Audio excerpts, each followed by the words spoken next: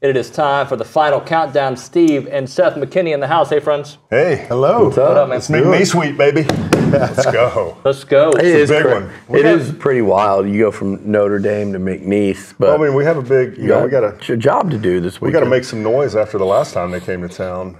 You know, Right. That's right. Seth, 16-0. remembers that It's game. tough winning those kind of games, right? But how did y'all fall It's behind? tough winning those kind of games and not losing them, right? I don't know how that works. Oh, to those directional Louisiana Yeah, to the schools. other directional Louisiana How- schools. Your collar's all jacked up. Control yourself. Yeah. Thanks, There you go. Billy. Billy would have let me go the whole show. I didn't notice it, Glanville. Look, how did y'all fall behind 16-0 to those guys? It was 16-0. There was an interception return for a touchdown. I looked at that. And then right before half, about 2 minutes before half, we scored a touchdown. So it was like 16-7 going into half. And then we could get in and get our butts I think chewed the out. interception for a touchdown was Ferris got blasted. Not on that one. There might have been a second one. I didn't really watch all of the film. I think he got blindsided. Someone went Not on the first one. Okay, but there was a play I remember him getting just obliterated. But then I remembered you cramping up. Yeah, No, tell y'all that had a story. fumbled snap. You had a fumbled snap in the red zone, and you were the center. I don't recall that. and- I do know that I dribbled one back on like a false start. Recall it, dude. This is not a deposition. And Well, it's not like We know he's you did wrong. it. He's already mistaken. He claimed it was 16-0 at half, and that's false. It was 16-7. sorry. So I believe nothing. The witness is you know who incorrect. saved the day in that game? Go ahead. C-Rod. See, He right. had a pick six to kind Okay. of put him C-Rod. finally like some breathing Christian, room. that's coming through. They in tried the a little. clutch. They tried a little screen pass, and Christian picked it. It was an ugly game. We've been It giving was him. ugly. We've been giving him a hard time about it. It was obviously, but Seth cramped up, and they carried him off the field like you'd have thought. Like there was just like live fire in Vietnam. Dude, it was crazy. You know, like his face, like Like it was like Is there a video or like a picture It was of a that? 6 o'clock game. I need All that. right, and so it was probably 100 degrees at least, 0 wind, 100% humidity at 6. So we're playing the first half. Of course, we're down 16-7, go in at halftime, and I'm just like chugging. Right, I already feel that I'm feeling horrible, and then we get the play, and I take one step to run out for halftime and just lock up before the first play. Let that blood get Before cold, the man. first play, I lock up, go back down underneath for like the whole third quarter and like maybe part of the fourth, and then get in and come back in the fourth. would you quarter. like for Steve and I to do your Hall of Fame introduction tonight? Yeah, apparently. Yeah, I don't Make think fun it's of any me for coincidence that a they're honoring roast. It was Seth, like a roast for 5 honoring minutes. Seth for the McNeese game tomorrow Yeah. after the last performance from McNeese. But hey, congratulations, brother. Thank you. On getting into the Hall of Fame. Yeah. Man. You deserve I it. appreciate it. I'm sure the McNeese game played a huge part of that. I'm gonna get a plaque. The way you get a fought through the cramps to come a back in the statue of fourth me with my quarter. leg locked What out. if RC brings that up tonight? So, I remember hottest game I can remember and play my alma mater, and you guys come up there and Oh, Mater. Seth cramped up and Seth fought back like a warrior. thought he was going to quit. A mere You know what mortal Seth? with a- You know what Seth did, dude? I don't know how much you were paying attention back then. Speaking of false start, when a team would jump off sides, there's never been a center better. And I don't know why people don't do. I guess because they're not under center anymore. We did quite a few last week. Yeah, Couple when of guys them. jump, just Seth was they snap it and Ferris, or it was usually Ferris. They were Yeah. good at what you'd be getting. Randy would do it too. You'd gain about 4 yards. You just snap it. Everybody's standing Yeah. there, and they just. That was a big part of the offense back in those days. It's one of our best plays. Take a free 5 yards any day. Shall we take a question to start off? Sure. Let's go to the Angry Elephant News and Social Center. McKinley Polanski, you've got a couple texts that came in for the crew. I do. Do you? No, I don't have any. What about from But before? I have some from earlier. Yeah, yeah, the sure. one you were going to ask us. What was that one? You want me to ask it? Sure. Okay.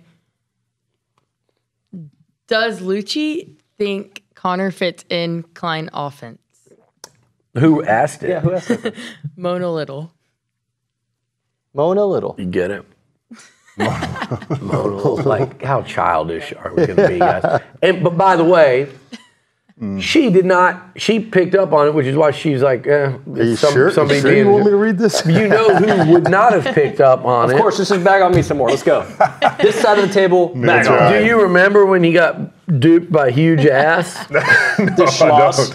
Schloss was With on Slosh the on set, a guy Huge called Schloss. no, a guy called in as huge ass in Australia, and he was I took it. a friend in Australia. Huge ass. No. The setup was, oh, wow, we got people listening all over the world. Let's go to Australia right now. Huge ass. And then I go, oh, they got me. Nice. No, you didn't. Zane had to great. tell you. No, I said it on the air.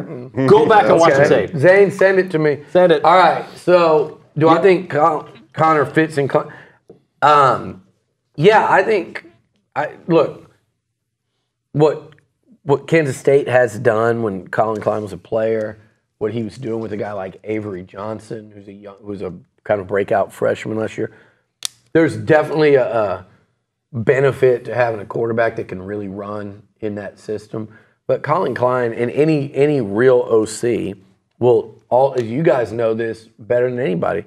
You played for how many different quarterbacks? You will alter the offense to fit your quarterback skill set more so than any position on the field. And by the way, I personally would like to see Connor run a little bit. I know that people would, and maybe even Elko and Klein would be like, "Oh no, you don't." Not because he can't run, but because you don't want to get him hurt. Right. But I felt like there were times he could have pulled it and kept it, on that mesh the other night. Yeah. I've seen him. You saw him in high school. He's not going to go out there and run a 4.5, but he's got field vision and can run and knows when to take off and go. I've seen him do it. You just mentioned something that I don't know the answer to this. If the coaches expect, He's went for 92 yards and a game-winning touchdown against Lonnie. He did. He can run a little bit. I don't know if the coaches expect him to run or not, but if they're calling plays that he's supposed to at least have the option to pull it, and he always hands it off. That doesn't make much sense to me. So I hope the coaches expect him to run it if they're going to run those types of plays. Yeah. So I mean, put you that can't- on Connor. I mean, every high school in Texas is running that type of offense right now. And if your quarterback never keeps it, then they quit worrying about it. Right. And then that guy that the quarterback's supposed to be reading is tackling your running back. So, yeah, you do have to keep it every once in a while if that's the play call. Right. What did you guys think? I would say this. I just don't think we got any real indication of what this offense is going to look like. Oh, I agree. I'm sorry, but I think it was a OC and a quarterback, the OC trying to feel out what he could do. And I think that you'd say the same thing about Notre Dame. I was just telling him. The last time we saw Mike Denbrock, Jaden Daniels is winning a Heisman Trophy. Malik Neighbors and Brian Thomas are first-round picks. They're making every catch. They're running slants, verticals. Daniels is running wild. They're QB delayed draw. I mean, there's all kinds. He goes up there. You didn't see any of that because he had Riley Leonard, not Jaden Daniels. Right. He had a new quarterback. You're playing in a game that you knew immediately was a rock fight, and that a big mistake by your offense or your quarterback against an aggressive defense could change the game. And it finally did. Yeah, and when Connor made those mistakes, and I really think it was like, we just need to hang in this thing and win it. Yeah, I don't think you saw A&M's offense at all. I think you saw a really bad game by Connor, and he admits it, so that's fine. He played bad. And I think that the offensive line did a good enough job of providing a pocket for him to do what he needed to do, and he just got too nervous and overreacted at times and just played with no poise, and it was just a bad game by him. What did you think of the O-line, Steve? I thought the O-line played pretty well. I really did. I mean, I thought we covered guys up well on the run plays. We didn't have a lot of negative yardage runs. Yeah. Pass protection was solid. Yeah, we gave up a little bit of pressure here and there, but Connor had time to throw the ball. So you couldn't go back and watch that game and say, man, that was the offensive line's fault. Yep. No, that was our quarterback not being able to put the ball in guys' hands when they were open. Yep. And if you do that probably just 3 times, you win that game. Mm-hmm. And the crazy thing was that he started off strong, man. I mean, you saw that first drive, and you're like, I think that's what our offense can do. We didn't finish, which was a shame because it was just a missed opportunity on that pass to EJ, I think. But regardless of that, it gives you hope of what we could be. Yeah, you know, we're going to get better. I mean, Connor's going to get his accuracy problems fixed. Hopefully, this is a get right week.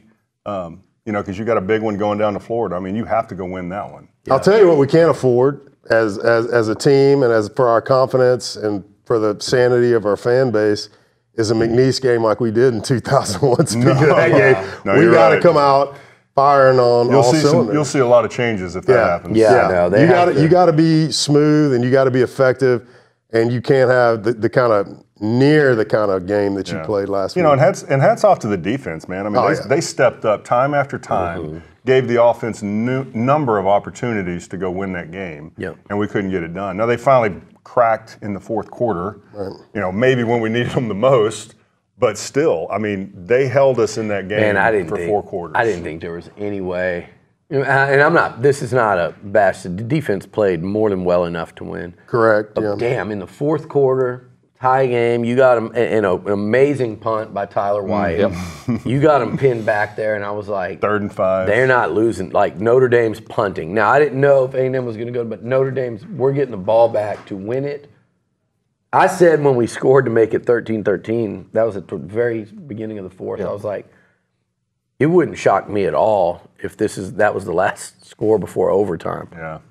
And here's what happened. Notre Dame 1st and 15, too. They got a 5-yard penalty before their first play of that drive. And Riley Leonard, I thought it was one of his best plays of the game. He danced around kind of and then hit that outside and gained 9. So it was second and didn't they get to 2nd and 1, and then Scorton got them pushed back, and that's how you got 3rd and 5. Well, no. I think if you look it up, he gained 9 yards on 1st and 15. And it was or maybe even I think it was 9. And so it was 2nd and 6. It was a totally makeable situation again. Right. And Nuno's trying. I'm fact-checking. He's fact-checking me. That's good. We need for that. no reason because I'm right. But we need that sometimes. Sometimes. But anyway, regardless, that first down run set them back. And then the second thing was that damn catch.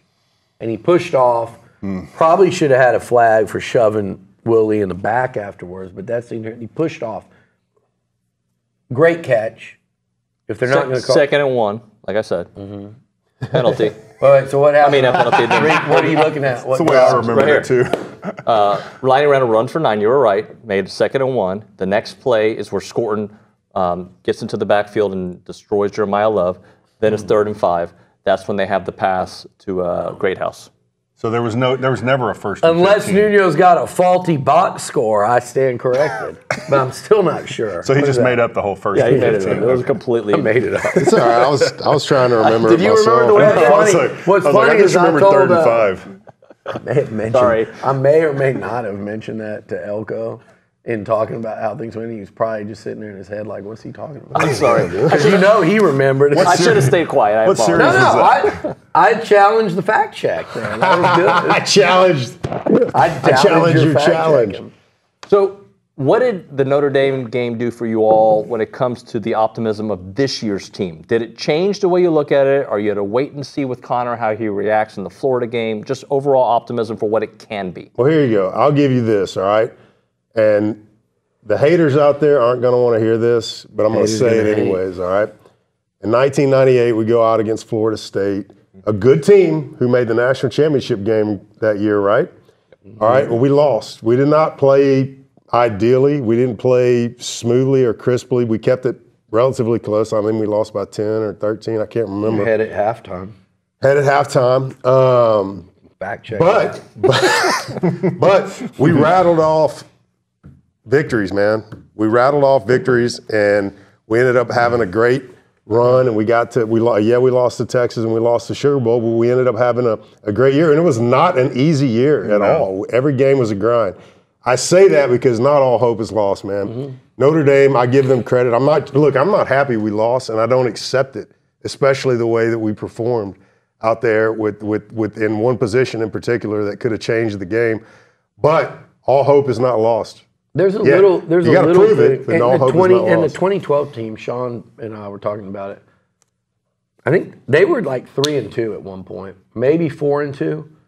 But they were on nobody's radar because they lost their opener to a good Florida team under Muschamp, and they barely lost, 20-17.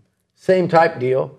They may have led at halftime, maybe it was tied, whatever, but they second half couldn't get it going on offense with Johnny of all things. Who knew? Cliff always talks about that game and just says he tried to rein him in too much in that first game, and he just let him go. The next one I think was SMU, but they lost that one, and then a few weeks later they lost to LSU here at home. Yep. And they were 2-2 in the SEC. I think they beat Arkansas and Ole Miss. They were probably 2-2 in the SEC, maybe 3 or 4-2 overall, and no one was paying attention to them. I'm not saying either of those things happened, Right. but that 2020 team was awful at home against Vandy, and there were real worries. Remember, Kellen couldn't do anything. Yeah. And, he was turning the ball. I think it was like 2 of his only 3 turnovers all year, and then they got a pretty good beat down at Bama the next week. The 3 best seasons in recent A&M history in the last 25 years started with a loss in their first meaningful game. Yeah.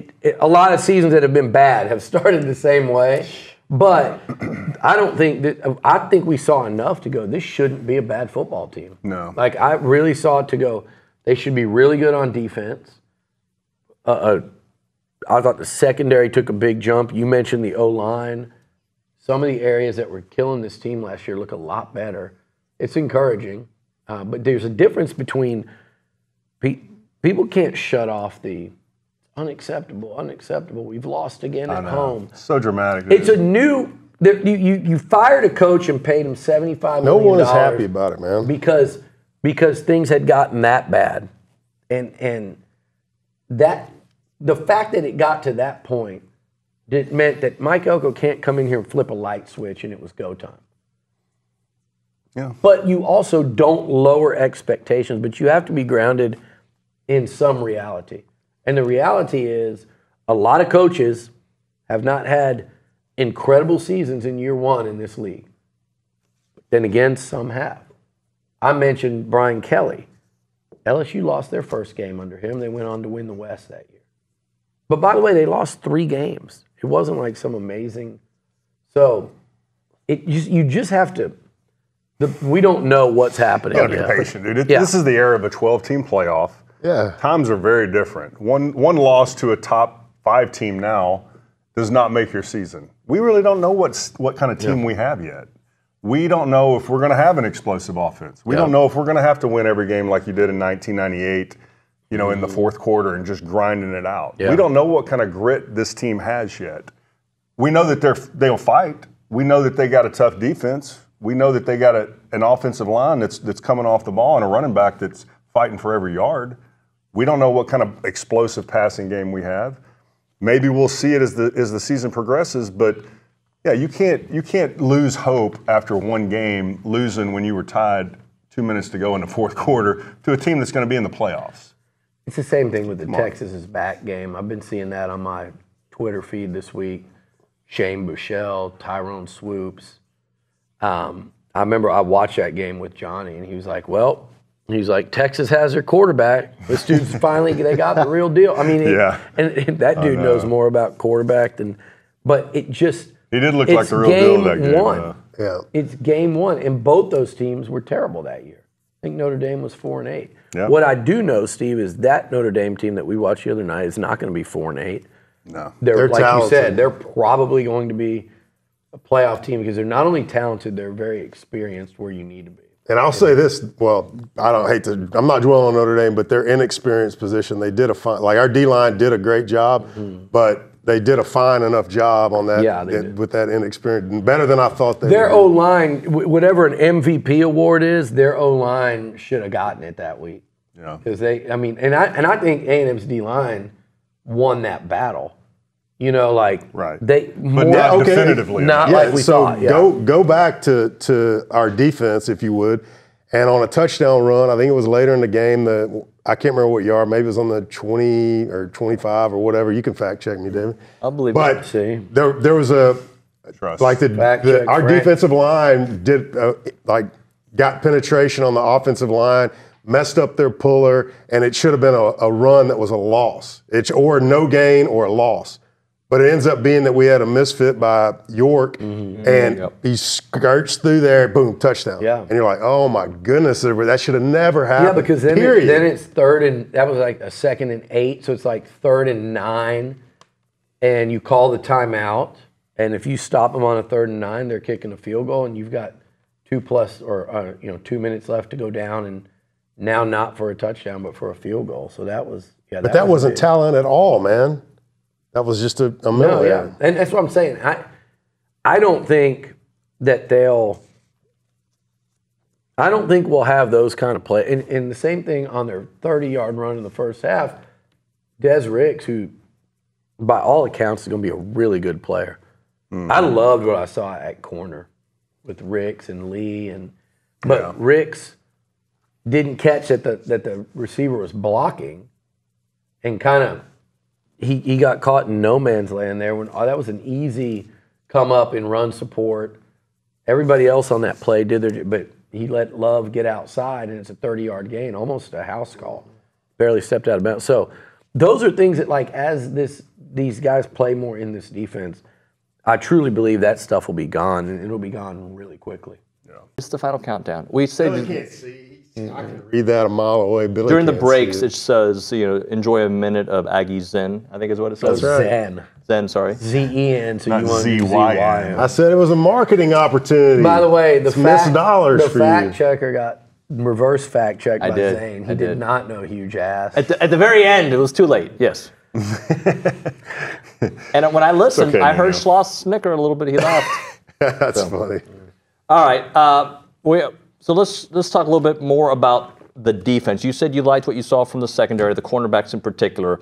The linebackers, what did you think from Scooby? What did you think from Tori? Obviously has already talked about having a rough one. Just from what you saw from the linebackers, what did you guys think?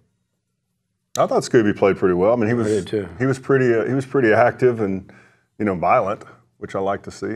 I mean, we got to have better linebacker play overall, but I think for a first performance, Scooby looked as good as advertised, I'll say. Yeah, I was happy with it. To see him out there, that was a nice surprise, and obviously he's got a great name for the fans. I don't know if that was planned or not, but that was a great little reaction they got. What did it do? What was that reaction? Classic, like Scoob, yeah. Okay. When he made a tackle? Yeah. I didn't notice that. I like that. Anyways, it was cool. I didn't know fans But at yeah, this age knew much about Scooby-Doo. I had a buddy, all he could watch growing up was Scooby-Doo. The only show. thing his parents would let the family wow. watch. Like, Wow. I don't know anything, but I do, and obviously no one's asking me to write the book on parenting. No. But I'm definitely not. I do know that my kids will be watching more than Scooby-Doo because I think that sets you up for a disaster. I agree. I would agree. Well, with that. anyways, I would say the linebackers were probably, I would say, the weak point of the defense for the week. DB's surprised. They did a really good job. Yeah. So that was very impressive considering where we were last year. Mm-hmm. So I thought the linebackers secondary looked strong. need to pick it up Defensive this line week. looked strong. The one thing, like I kind of mentioned it last week, about our defensive line, the way Elko plays them. I mean, they're not going to be those, staggered stance, get up the field, one gap type D lineman. Maybe a Cassius Howell. Yeah. Now some of those guys, on the ends, they'll let them loose every once in a while, especially on third downs and stuff. But man, you see them playing in those 4-point stances. I mean, there's just no way to bust into a great pass rush move as an interior D lineman out of a 4-point stance. Yeah, their whole goal in life seems to be to stun the offensive lineman and then react. Now, it's very effective for the run game. Yeah. But it's not great against the pass rush, to get pressure. Now, they still do I get think some you'll pressure. see him do more of that though with. Think you'll see him do more of that with Shamar Stewart on the outside. I mentioned Cassius Howell. Rylan Kennedy showed me some stuff. He was out there pretty early the other night, number 15, the second year rusher. So I think they have those kind of guys that they can turn loose. And then, they have the guys. And Scorton, like you said, Scorton's like a power rusher. Here's what I'm thinking. Okay, and you can pass this on to Elko. Okay, free advice. Man, when you get in anything, free game, 3 and 6 plus, let's say. Okay. You bring in Shamar Stewart to the 3 technique. Okay, you put Howell outside. You put Scorton on the other end, and then put Shamar Turner at the nose, and you let those guys freaking eat. Dude. I'm pretty sure they do that. Well, get them out of the 4-point stances. Put them in the 3-point stance. I'm pretty sure you'll run some games inside or something. 3rd and 6. Get on some edges, man. Quit playing down the middle of these guys and get on a freaking edge. I think you'll start seeing. But look, I'm telling you, to me, it was the opponent. Like I'm more excited, and it's an interesting ramp up. I don't know, if this matters at all Saturday for this, but it's an interesting ramp up to go from Notre Dame. And the way that game went to Florida, to an Arkansas team that I think with Bobby Petrino is certainly going to open things up and QB run game and just attacking. And then you've built up, and then you get Missouri coming in here with Cook and Luther Burden and that drinks wide open offense. Like I think it's a nice build up for this defense, and I think as they start playing more teams. That I know everyone would love to just nickel and dime it, but you can't do that unless you're built for it. Like Notre Dame didn't want to throw downfield. If Missouri, Arkansas, and these teams stop throwing down the field, then they're not who they are. That's right. So I want to see when they start playing teams that do, like, hey, this is what we do. We drop back and we let guys get in the routes and throw the ball. Then how much is that pass rush and that kind of destruction going to start happening? It is now time for the Freak of the Week. It's the Freak of the Week. Who wants to start us off? Go ahead, Seth. I know you're all excited about it. Well, I'll go for it, sure. Your big game. Man, I'd like to see Nick have a great game, Nick Scorton. He had a solid game last week, had really good performance. I'd love to see his name called a lot against this, lower tier offense, if you will. So I'm excited to see what he can do and just wreak havoc out there. I think he's going to have a great game. I like that pick. I'm going to do just because last week I picked Nick Scorton. Oh, right? He got banged up a little last week too, so I wonder, And I called him to have a sack. By the way, I thought he had a fine. sack. I thought he had a sack. Well, they didn't call it a didn't give him sack. a Sean sack. had a good breakdown of the film where it absolutely should have been it a was sack. definitely a sack. Okay. Sean went through and was like, protest that. every receiver went into a route. Yeah. He saw it and immediately just changed his mind. Saw a little crease, tried to run, and Scorton got Do it. they have that in college? Because I know in NFL you can review that kind of stuff. Yeah, they used to. I mean, Steve got a touchdown. I did. 30 years later. You didn't get a touchdown, did you, Seth? That's right. I didn't. I was never that bad. We might need to redo this Hall of Fame vote. Yeah. I don't remember you getting a touchdown in college. So this week I'm going to pick your pick from last week, Connor. Okay. I'm banking he's going to have a bounce back week. I think the coaches want him to have a great week. Yeah. They're going to give him some opportunities to build some confidence. I expect to see us throwing the ball pretty well, I would hope. And if not, then we got some problems. But You want to see I suspect we will do fine. my way of picking two is I say I want to go Shamar Stewart here, but what I'm going to go with is actually no, you know what? Yeah, I'm going to go Dalton Brooks. Ooh. I thought that was a big loss in that football game the other night. Stinks. And by the way, I was impressed with Ratcliffe, number 3. Yeah. You go back and watch.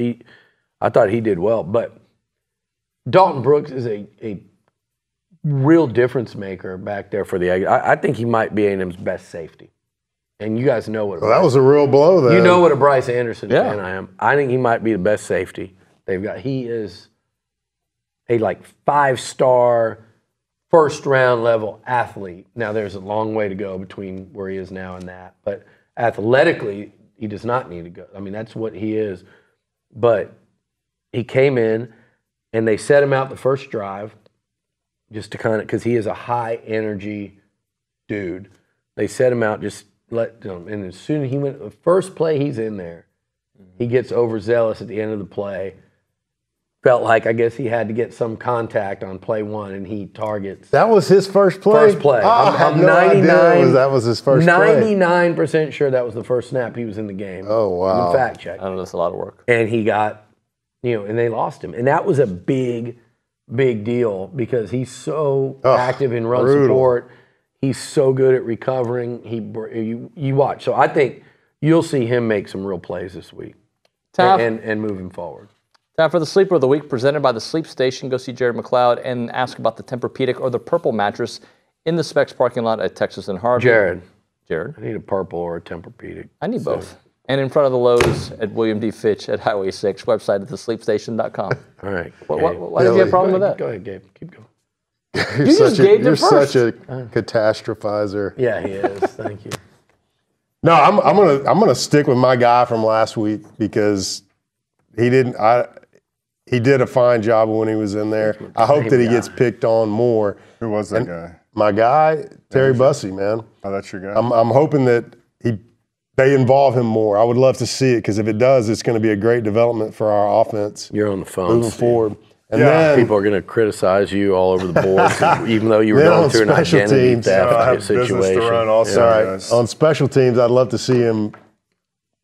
I guess, he's a great athlete, but it looked like he left a lot of yards on the table in the kick and return game by just kind of following darkness. But hopefully that was just jitters of being a freshman in your first game ever. Yeah, I could definitely see him having a big breakout game this week. He's too good of an athlete not to, man. He's great. I mean, I hope he does because I think he's the kind of guy that we need to get it worked into this offense. They need that juice. No. He's got some Leland tendencies.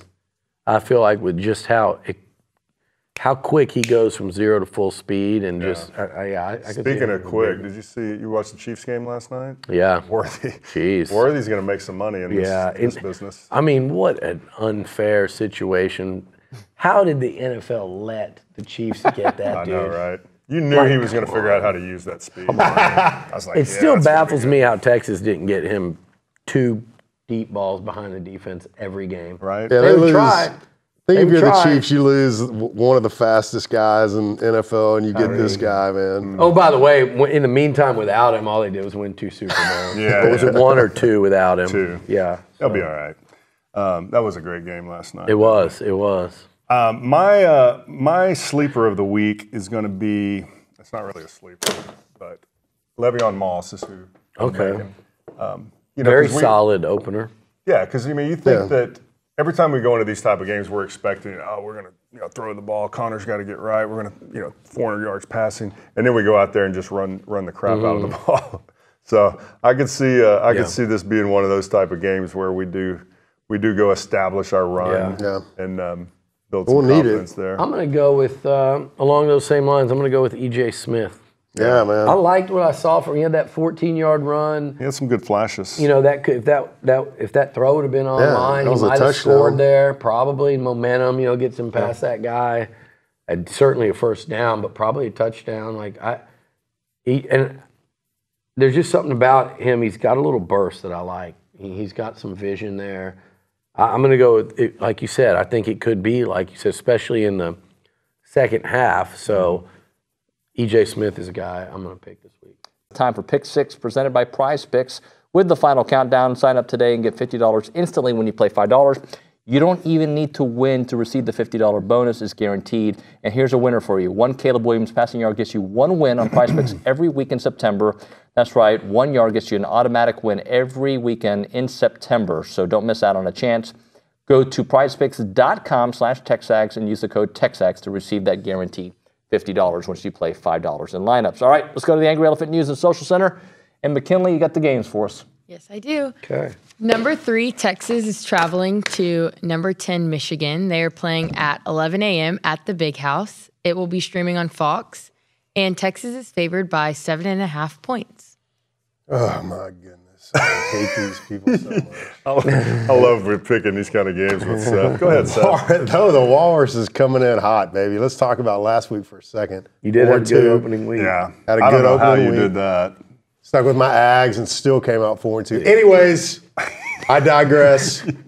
I'm picking Michigan to cover this. Woo! No! I'm falling Bad for it. pick. I know. I hate it. Texas fell for it. is back Seth and they're is- good. he's but an I hate emotional them. I picker. hate them. I'm an emotional pitcher. I'm never going to pick Texas. I'm just not going to do it. They suck always. Go Michigan. Go Big Blue. Go Big Blue. Yeah, I think Texas will cover this game. I think they'll probably win by double digits. I think Michigan is, and I get there is a chance they show up with some pride, being a 7-point dog at their home, like defending national champions. I get all that. Yeah, that is but I embarrassing. still think Texas covers at the end. I do too, because it's about matchups, right? And I think this is it's like, just like that Notre Dame defense was a bad matchup for A&M to open the season with. Like, even if they could have had a couple weeks before, like, that's a tough ask for a quarterback that hadn't played in a year, first game in a new system. And you got questions at receiver in terms of their ability to separate and stuff. That played right into Notre Dame's strength, which was that secondary. This is a bad matchup for Michigan. They're good on defense, and I think they're still probably really good as the season progresses. But Texas is so good on offense, like at the skill spots and to be wide open. I just don't think Michigan can stay in it because they're not going to score. Mm-hmm. They lost pretty much the entire offense with the exception of an elite running back, but they lost their quarterback as a high-round NFL draft pick.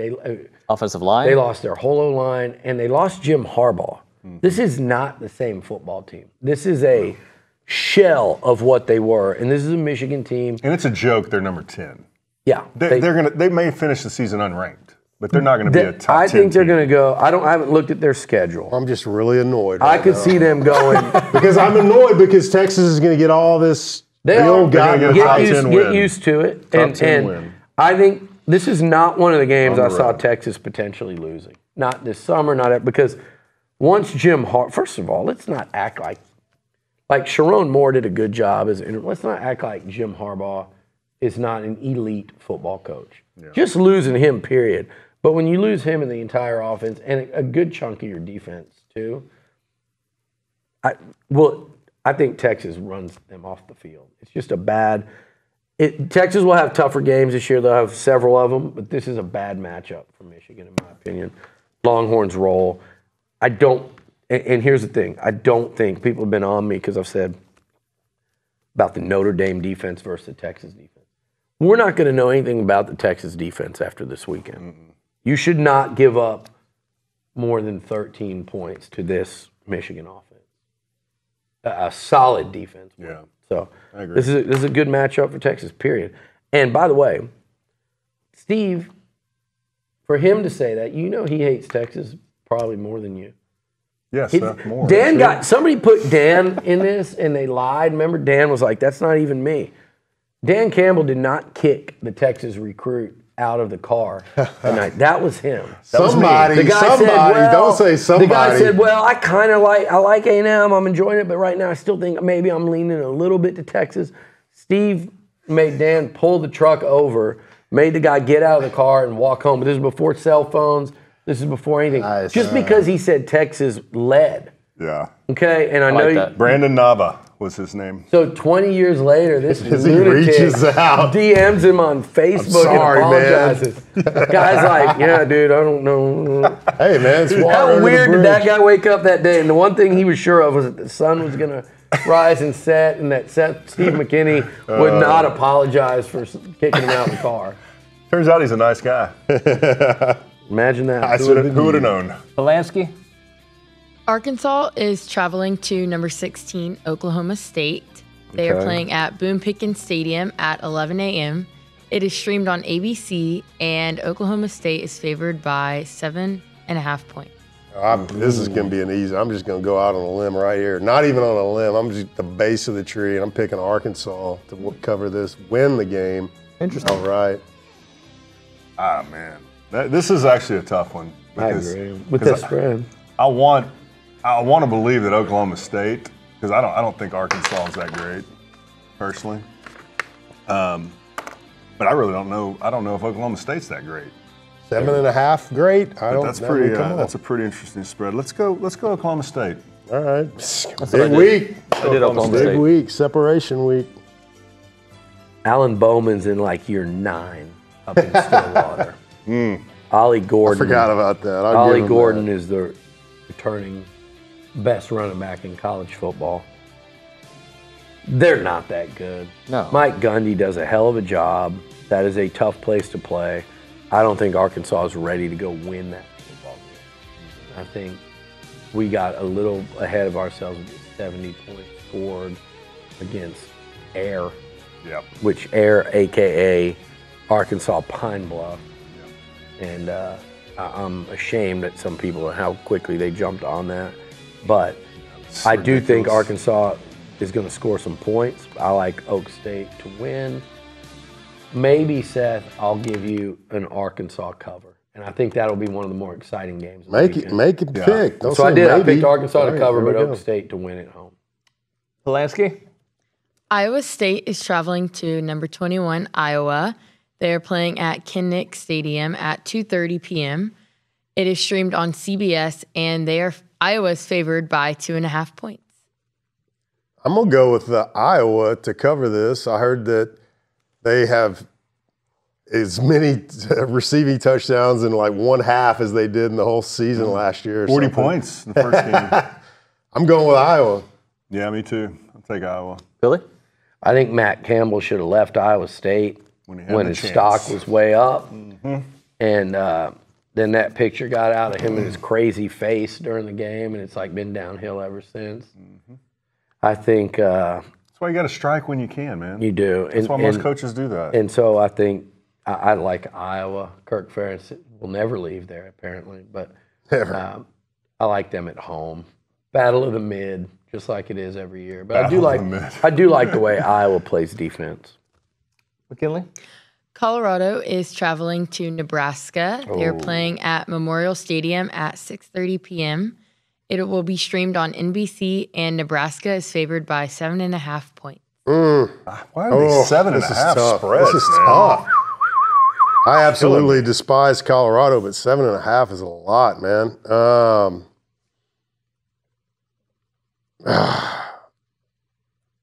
Do it. I'm going to go with Nebraska. Good answer.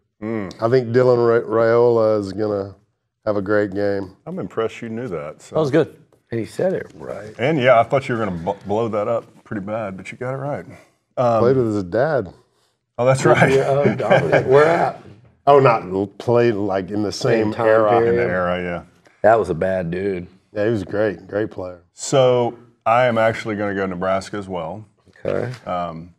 I got a former high school teammate whose son is a freshman offensive lineman there, Gibson Pyle, Oh, yeah. buddy of mine. Yeah. Trained over at Cisco's. Big brawny Iron guy. Wheels. Yeah. Well, you know, Brawny kind of He'll he attach adopted himself. that. He attached No him. one realizes that me but us. And over you, there. like, He's he'll like attach a himself recruiting leech. He is a in freaking leech. anything he does. These Dr. Mike disciples. Oh, my over gosh, here. he's great. You don't think he's a doctor? He's a My legit father, that's doctor. not my dad, but my dad is Dr. His Mike, dad by the is way, so don't be actually a doctor. confused. I don't think he's a medical doctor. He's a PhD in physical And these science. people just whatever. call themselves. Brawny's only reason for liking that my guy buddy. is if Lucci hates him, he must be good. That was his response to Dr. Mike. Yeah. But I'll take Nebraska. These two, if you're on YouTube Yep. and call yourself a doctor and have like a certain amount of following and some muscles. Holds a PhD in Must sports follow. physiology from East Tennessee State University, one of the top universities Yeah. on that block. I'm sure it is. And I'm not going to say anything about East Tennessee because Marcel Reed's dad. Yeah, I bet you my he guy respects was him. a head football coach there. He didn't go out there trying to be a pretend doctor. He coached football. Do you think vets are pretend doctors? No, nor Okay. do I think dentists are. Okay. But I think You an this guy. anti-dentite? I think this guy that gets on YouTube and convinces you and Brawny that he knows what he's talking Where do about. you stand on chiropractors, David? Are they real doctors? I don't know. Okay, Is there a let's potential go. sponsor? Colorado, I'm going to go, speaking of pretend doctors, Dr. Tom Osborne. All of a sudden, He's he a real goes doctor. Yeah. from national championship. Would you let him operate on you? I didn't say Would you medical let him doctor. prescribe you medicine? Probably not. Then he's not a doctor. Doctor Dr. of winning Tom. football. You know how many professors are listening to us right and now? they know. Come up to Certainly him. they know I'm joking. But Dr. Tom, you get your doctorate, you're a doctor. I get it. Dr. Tom Osborne has sit there and watched this average to bad football at Nebraska. That poor man. Going back to Seth's era. Yeah. Nebraska, the fall for that program was remarkable. He's had to sit there through it and watch it. I really like Matt Rule and what he's doing there. I think he's bringing great energy. I think Shedeur Sanders and Travis Hunter are good players. incredible. Particularly Hunter. Yeah. Particularly Hunter. Shedeur is tough as hell standing in that pocket. He throws a great ball. That's it. And they beat Nebraska last year. I think there's been way too much talking on the Colorado side. I think this is going to be one of those days that Nebraska and that stadium in Lincoln, it's kind of a throwback Saturday to the Huskers and Buffaloes back in the Big Eight that was always glory fun. days, right Fun before they weekend. both formed the Big 12. Or the And I early think- days of the Big 12, too. And I think Nebraska gets it done. And I think Colorado's O-line and defense are so bad that I think Nebraska does cover. And I don't even think Nebraska's that good. I just think Colorado will not be able to block, and that defense stinks. Well, I'm hoping Nebraska pulls it off. They need to win that one. Yeah. I'm tired of Colorado's mess. I just don't. I'm disappointed at Deion. I'm not disappointed. I guess it's what's expected. Yeah, But I think that he was is just expected. too. Oh my God! It's not East Tennessee State.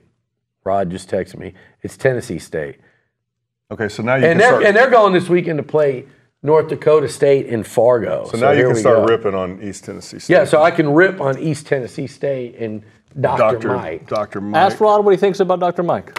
Fine, He's listening. He's listening. What do we think about I Dr. think he Mike? loves him. That's my guess. Or has never heard of him. And I think Rod, either way, is going to get to see Marcel What are you Reed doing play. over there? These guys been like erasing my erasing. pick I'm like, after I make 'em. quit fidgeting, dude. Go ahead, dude. I'm not going to do it. McKinley, tell us the next McKinley. game. Number 14, Tennessee versus number 24, North Carolina State. They're playing at Bank of America Stadium in Charlotte, which is a neutral site, at 6:30 p.m. It'll be streamed on ABC, and Tennessee is favored by 8.5 points. Might need to get Rod's pick here. Yeah, I'll just be real quick about this. I think Tennessee's got this one Yep. in the bag. I'm picking them. This last week, I've never heard more hyperbole when it comes to both of these teams. People talking about Tennessee and their quarterback like he's the next coming of, Cam Newton. And then another person was talking about NC State being a potential playoff team. And I'm going, what kind of world are we living in, people? I'll take Tennessee in Well, that's because this one.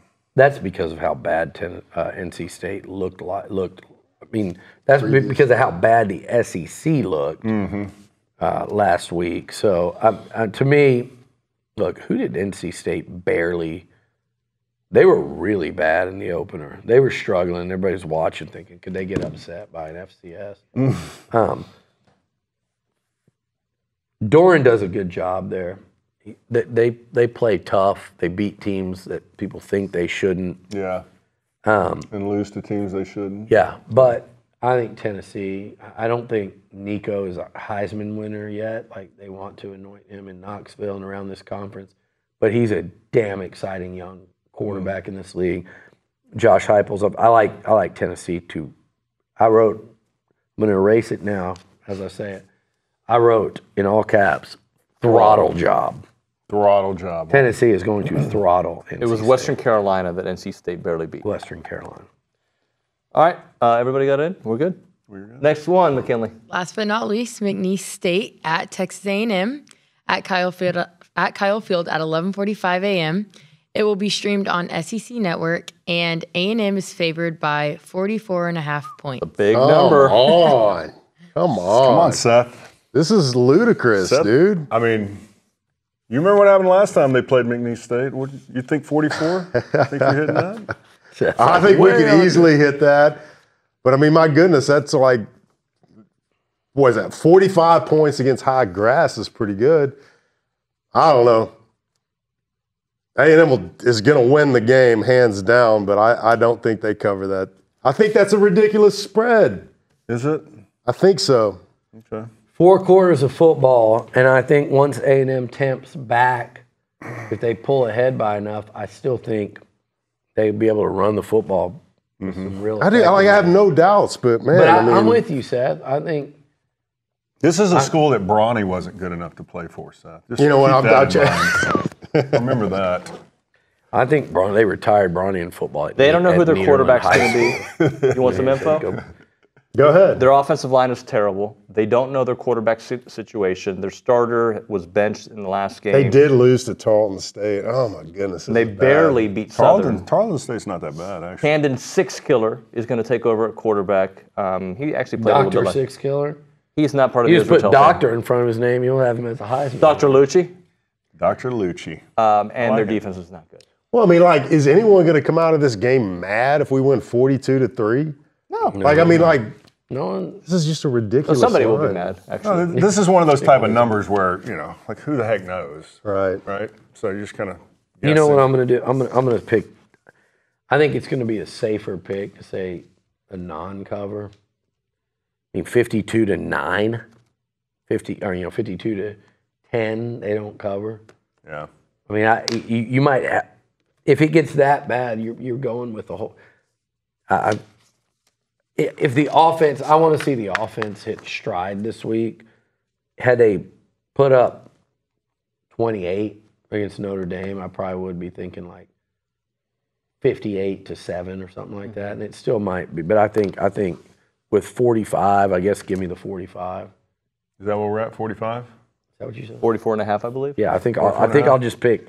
I just think I'll pick McNeese, and I think A&M wins like 52-10 or something. Yeah. 48-10. I'm gonna play it safe, pick McNeese, because, if we're up 35 nothing at halftime, 42 nothing at halftime, I bet we go to 10-minute quarters in the second half.